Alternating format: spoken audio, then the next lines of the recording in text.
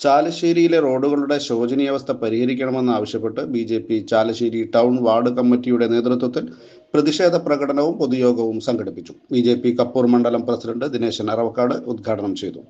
Chalissery panchayat vice president Shaji അധ്യക്ഷത വഹിച്ചു. VS. Rajesh, K C. കുഞ്ഞൻ, K. Narayanankutty, K. Sivasankaran, K V. Sreerag തുടങ്ങിയവർ സംസാരിച്ചു.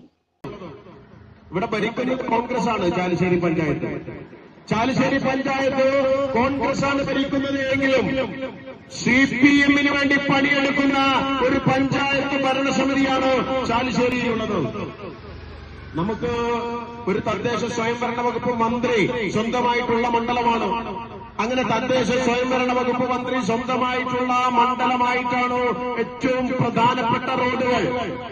നമ്മുടെ ചാലശ്ശേരിയിലെ ഏറ്റവും പ്രധാനപ്പെട്ട റോഡുകളിൽ നടക്കാൻ പോലും സാധിക്കാത്ത രീതിയിൽ